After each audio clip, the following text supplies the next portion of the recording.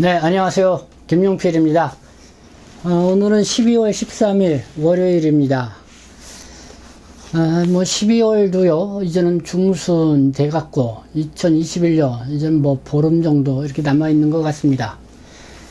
11월 달서부터 좀 위드 코로나를 실시를 해서, 올 연말에는 그래도 좀 모임도 좀 갖고, 뭔가 좀 활기찬 그런 분위기를, 연말 연시 분위기를 맛볼 수 있지 않겠나, 이렇게 생각을 했는데, 오늘부터이죠. 이 방역 패스, 이거를, 보이지 않으면은, 그러니까 이제 백신 접종을 완료했다는 것을 보여주지 않으면은, 이 식당이라든가, 여러 가지 공공시설의 출입이 상당히 많이 이제 제약이 됩니다. 심지어는 이 백신 접종을 하지 않으면은, 두 명이 함께 이렇게 식사하는 것조차도, 쉽지 않다. 이런 얘기가, 지금 보도가 되고 있는데요. 올 연에도 이 코로나19 상황 때문에 상당히 많이 좀 위축되지 않을까 생각합니다. 그렇지만은 올해 며칠 남지 않은 또 이 기간 동안 우리가 또 유종의 미를 남길 수 있도록 최선을 다하는 것이 또 우리의 삶이 아닌가 생각합니다. 그런 가운데 오늘 아침, 저번 주서부터 전화를 받았는데요. 이 간병인 협회의 소개를 받아서 이 요양병원에서 이 대근이라고 그러죠. 대신 가서 전 일을 해주는 한 8일 정도 일을 하셨다고 해요. 그런데 일을 하고 나서 몸이 몹시 아파가지고 더 이상 일을 하기 쉽지 않고 이제 병원에 가봐야겠다 이렇게 하지만은 이 요양병원에서 병원에 가지도 못하게 하고 그런 상황도 있었던 것 같습니다. 그래서 경찰까지 부르고 이렇게 소동을 치르게 됐는데요. 그렇게 해서 나왔더니만 이 8일 동안 일을 했던 그 돈을 이 간병인 협회에서 이 돈을 주지 않고 있다고 하면서 저한테 구충 상담을 이렇게 해오신 분이 있었습니다.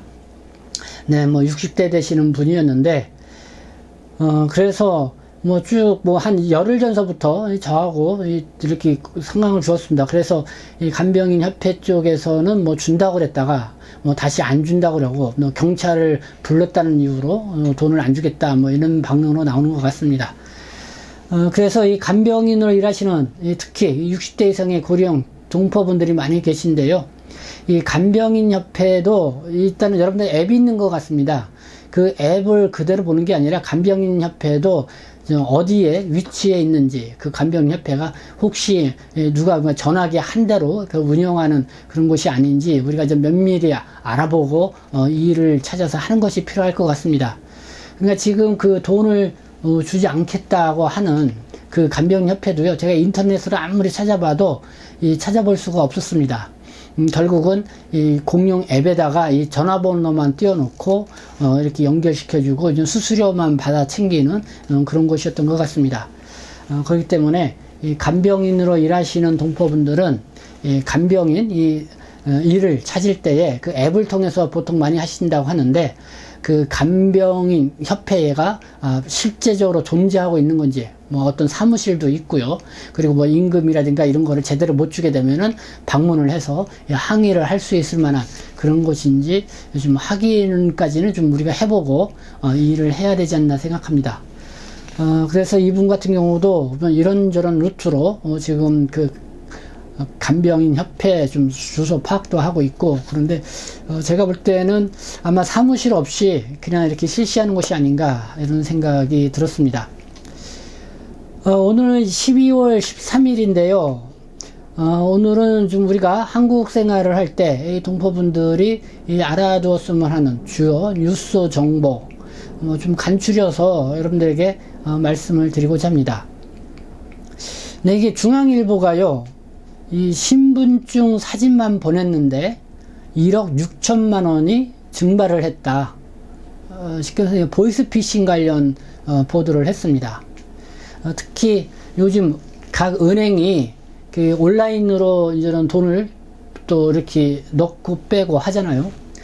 그러다 보니까 거기에는 여러 가지 보안 카드 장치도 되어 있고 그 다음에 가입 거기에 이제 접속을 하려면은 여러 가지 장치를 이렇게 거쳐야 되는 그런 과정들이 있지만은 그러나 이 사기를 저지르는 이 범죄인들에게는 그런 것들이 무용지물인 것 같습니다. 쉽게 그 은행의 이런 시스템을 뚫고선 신분증 이 사진으로 그걸로만 이렇게 확인을 해가지고 이 돈을 그것도 뭐 1억 6천만 원씩 이렇게 순식간에 인출해 가는 이런 수법이 나와서 상당히 촉각을 불러일으키고 있습니다. 이 한국 사회에서 이 보이스피싱으로 그 피해액 뭐 연간 7천억 원 정도 된다고 합니다. 그리고 요즘은 뭐 보이스피싱뿐만 아니라 이 메신저 피싱이라고 하죠. 그러니까 이 카카오톡이라든가 위챗 등으로 문자를 보내는 겁니다. 그러면은 여러분들이 그 문자를 클릭을 하거나 아니면 그 문자를 내가 잘 아는 가족 중에 그 계정으로 들어왔을 경우에 의심 없이 믿게 되죠. 그러면 뭐 신분증 사진을 보내달라 아니면은 뭘 보내달라 그러면은 별로 의심하지 않고 그대로 이렇게 보내주는 경우가 있습니다. 그렇기 때문에 우리가 이 메신저, 이 카카오톡이라든가 위챗을 사용을 할 때에 이렇게 신분증이라든가 어떤 돈을 붙인다라든가 어떤 뭐 그런 거를 할 때는 반드시 본인 여부를 확인을 하고 이렇게 해야 되지 않을까 생각이 듭니다. 근데 이런 보이스 피싱 이런 거에 또 최근에 좀 관심이 드는 게 중국 동포분들이 환전소를 많이 이용을 합니다. 중국 동포들이 중국으로 송금을 하거나 뭐 그렇게 할 때에 은행을 이용하지 않고 뭐 이제 환전소를 이용하는 경우가 있죠. 근데 사실 이 위안금융 뭐랄까요 거래법이 그냥 위반되는 소지인데 어쨌든 이 환전소가 이런 위험을 무릅쓰고라도 중국 동포들도 이제는 한국 돈을 받고 그래서 그거를 계산을 해가지고 중국에 이렇게 이제는 중국 돈으로 보내주는 그런 역할을 하고 있는데 이것도 상당히 시스템적으로 그냥 불완전한 것들이 많이 있죠. 그러니까 이런 것을 이용한 또 보이스피싱 관련 이 사기범죄꾼들이 좀 있는 것 같습니다. 그래서 환전소를 상대로 또 이렇게 금융사기 피해를 사기를 치는 사람들을 위해서 피해를 보는 환전소들이 많아지고 있다. 그와 관련된 뉴스를 중국 동포 신문이 지난 12월 11일 또 속보로 냈는데요. 그래서 뭐 그 내용도 한번 좀 보도록 하겠습니다. 네, 먼저 이 중앙일보의 난 보도 내용입니다. 이 신분증 사진만 보냈는데 1억 6천만 원이 증발을 했다. 어떤 내용인지 보도록 하겠습니다. 엄마, 나 휴대전화 액정이 깨져서 보험 가입하려고 하는데 신분증 사진 좀 보내줘. 네, 이게 지난 8월날 김모 씨 59세인데요. 엄마이겠죠. 이 둘째 딸에게서 이런 카카오톡 메시지를 받았다고 합니다. 이 딸이 전에도 종종 이 휴대전화를 고장 냈던 적이 있어서 이 엄마인 김 씨는 의심 없이 딸이 보낸 문자 메시지일 거다 생각을 하고요. 그래서 자신의 신분증 사진을 찍어서 이 카카오톡으로 이 답장으로 좀 보냈다는 것이죠. 근데 다음날 이 거래은행 직원에게서 전화가 걸려왔습니다. 계좌에서 이 8천만 원이 이체됐는데 본인이 거래한 게 맞느냐 이렇게 이제 확인하는 전화였습니다. 이 얘기에 놀란 이 엄마 김 씨는 그 은행 계좌를 이제 확인을 해 봤는데요. 이미 두 계좌에서 8천만 원씩 그러니까 모두 1억 6천만 원이 이미 빠져나간 상태였다는 것입니다. 그러니까 이분 같은 경우는 이제는 보이스피싱이 아니라 카카오톡 문자를 통한 이 메신저 피싱을 당한 건데요. 이 카카오톡으로 이 신분증 사진을 요구한 사람은 이 딸이 아니었습니다. 이 딸의 그 계정을 이용한 바로 이 사기범 일당들이었습니다. 그리고 이들은 이제는 그 엄마인 김 씨의 이 신분증 사진을 이제는 받고선 그걸 통해서 은행에 접촉을 해가지고 이 거액을 이체를 했다고 하고요. 그리고 그 돈으로 이제 가상화폐를 샀다고 합니다. 이렇게 보이스피싱 하는 사람들이 이렇게 이제 가상화폐를 많이 산다고 하는데 이 경찰과 이 금융당국의 추적을 따돌리려는 그런 수법이라는 것이죠. 그래서 뒤늦게라도 그 송금했던 그 계좌를 확인을 해보니까 뭐 돈은 이미 남아있지 않고 그러다 보니까 이 피해 구제도 어려운 상황이다 하고 이렇게 중앙일보가 보도를 하고 있습니다. 네, 요즘 뭐 은행 이용이 온라인으로 대부분 이루어지다 보니까요, 뭐 여러 가지 보안 시스템이 있다고 하지만은 이렇게 사기 범죄들에게는 무용지물인 것 같습니다.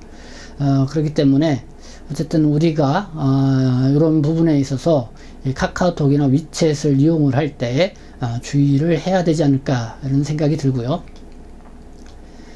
네, 이 중국동포신문이 12월 10일 이렇게 보도한 내용입니다. 중국동포 환전소들을 상대로 보이스피싱 날개 달았다. 출입국은 나몰라라 이런 내용인데요. 그러니까 이 보이스피싱들이 환전소에 가서 입금을 한다며 계좌번호를 알아내서 입금하는 척하고 이 계좌번호를 같은 조직에 넘기고 조직 내에서 이 가짜 비밀번호를 넣고 잔액조회를 허위로 해서 이 계좌를 막아버린다고 합니다. 그러면은 계좌 주인은 이 잔액조회를 할 수 없게 된다는 것인데요. 그러면 이 조직 일원이 이 포토샵을 이용을 해서 가짜 입금증을 만들어서 이 환전소에 이렇게 보내면은 환전소에서는 그 입금 확인증을 보고 입금이 되었다 이렇게 판단을 하고 이렇게 이제는 현금을 내준다는 것이죠. 이 환전소로 찾아오는 이런 수법을 갖고 있는 이 범인들, 자신들을 보통 이 수출입을 한다면서 이 가짜 증명서를 보여주고 이 중국 돈이 통장에 많아서 입금하여 준다며 가짜 입금증을 보여주며 사기를 치고 있다고 이렇게 소개를 하고 있습니다. 이렇게 환전소들이 이런 사기범에 의해서 이 고액을 사기를 당하고도 이 경찰에 신고를 못한다고 합니다. 왜냐하면 이 환전소에 이렇게 중국으로 송금하는 이런 행위 자체가 위한거래법 위반이기 때문에 그렇습니다. 그래서 뭐 일부 환전소들이 뭐 이런 사기범들의 일부 뭐 사진이라든가 이런 거는 확보해 놓고 있다 이렇게 신문은 전하고 있는데요.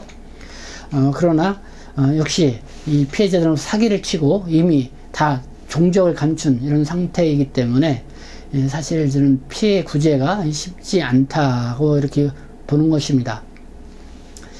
네, 이렇게 보이스피싱, 뭐 메신저 피싱, 극에 달하고 뭐 국내에서 연간 그 피해액만 해도 7천억 원 이상 된다 이렇게 하니까 물론 정부 기관에서도 뭐 지난 때부터 여기에 강력 대응을 하겠다고 하면서 뭐 여러 가지 뭐 조치도 취하고요. 그리고 이 보이스피싱인지 뭐 아닌지 이거를 검증할 수 있는, 걸러낼 수 있는 뭐 앱까지 출시되기도 했지만은 여전히 이 보이스피싱 이 범죄자들의 지능이 아주 기능화됐다고 할까요? 더 앞서 발전해서 참 막기가 쉽지 않고 이 속수무책인 것 같습니다. 그런 가운데 이 정부가요 보이스피싱 등 사이버 범죄 건재를 위해서 이 범부처 태스크포스 이 가동에 들어갔다는 이런 보도도 나왔습니다. 그래서 이렇게 보이스피싱을 그냥 뿌리 뽑겠다고 이렇게 나왔다는 것인데요. 그래서 무관용 원칙, 그러니까 보이스피싱과 관련된 범죄를 저질렀을 경우는 관용을 베푸지 않겠다. 그리고 강력하게 처벌하고 그렇게 해서 얻은 범죄 수익금은 환수 조치를 취하겠다 뭐 이렇게 나오고 있습니다. 또 이렇게 보이스피싱, 뭐 메신저 피싱 뭐 이렇게 관련하다 보면은 우리 뭐 한국에 나와 있는 뭐 유학생이라든가 뭐 동포 뭐 이렇게 그 청소년들 뭐 이렇게 간혹시 이렇게 연루돼 가지고 어려움을 겪는 그런 사례들이 있습니다. 그냥 돈을 대신 찾아주거나 붙여주거나 전달해주는 이런 뭐 아르바이트를 하다가 이렇게 걸리는 경우가 있는데요. 이렇게 그냥 무관용 원칙으로 이 보이스피싱에 뿌리를 뽑겠다 이렇게 나왔으니까요. 어느 때부터도 우리가 이런 것에도 연루되지 않도록 각별히 주의를 해야 되지 않을까 생각합니다. 네, 그러면서요. 마지막으로요. 운전 중에 휴대전화를 사용을 하다가 사진에 찍히면은 과태료를 부과한다고 이렇게 보도가 난 게 있습니다. 이 조선일보가 났는데요. 마지막으로 이와 관련된 소식을 전해드리도록 하겠습니다. 우리가 뭐 부지불식간에 운전을 하신 분들 휴대전화를 사용하시는 분들이 많이 있습니다. 근데 앞으로는 이런 휴대전화를 사용을 하다가 뭐 CCTV라든가 어쨌든 이런 사진에 찍혀가지고 경찰에 신고에 접수가 되면은 이 과태료를 물게 된다는 것을 우리가 좀 알아둬야 될 것 같습니다. 이 12일이죠. 이 경찰이 보도 자료를 발표를 했습니다. 휴대전화, 블랙박스 등을 이용한 공익신고 관련 과태료 부과 항목을 기존 13개에서 26개로 늘린 이 도로교통법 개정안이 국회에 통과했다는 보도입니다. 이 개정안은 국무회의 의결을 거쳐서 대통령 공포 후 6개월이 경과한 날로부터 시작이 된다. 그러니까 아마 내년 한 6월부터 시행이 된다는 것이죠.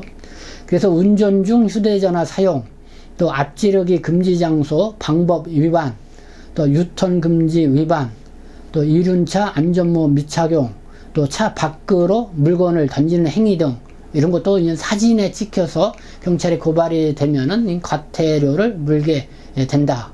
내년 상반기 6월부터 시행에 들어간다라는 것을 여러분들이 알아두셔야 될 것 같습니다. 네, 뭐 운전하시는 분들 많이 계시는데요. 특히 한국 국적이 아니라 외국인 신분으로 국내에 계신 분들 범칙금이라든가 벌금 뭐 이런 것들이 누적으로 뭐 200만 원 이상이 되면은 뭐 체류 연장을 하거나 뭐 이런 데 상당히 장애물이 될 수가 있으니까요. 사소한 것이라도 우리가 잘 알아뒀다가 이런 과태료나 이런 걸 받지 않도록 우리가 각별히 주의를 해야 될 것 같습니다. 네, 12월 13일 월요일 우리가 더 힘차게 시작하기를 바라고요. 지금까지 경청해 주셔서 감사합니다. 저는 동포세계신문 대표 편집장 김용필이었습니다.